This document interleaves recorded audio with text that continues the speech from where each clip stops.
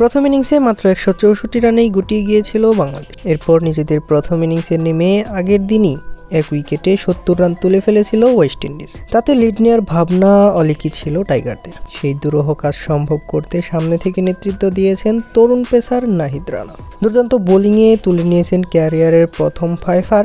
তাতে পুরো ছাড়খাড় হয়েছে ক্যারিবিয়ানদের ব্যাটিং লাইন আপ।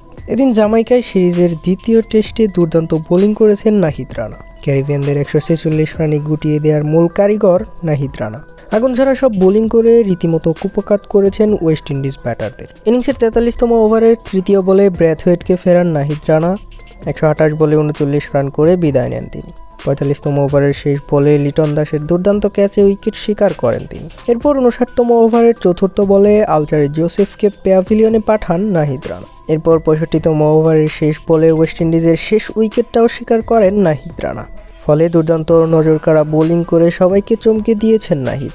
এদিন নাহিদ রানা 18 ওভারে 61 রান খরচায় তুলে নিয়েছেন পাঁচটি গুরুত্বপূর্ণ উইকেট। আর এই 5 উইকেট পেয়ে সিজদা দিয়ে সৃষ্টিকর্তার প্রতি কৃতজ্ঞতা জানান তিনি। ফলে দুর্দান্ত এক বাংলাদেশের দেখা মিলল এদিন।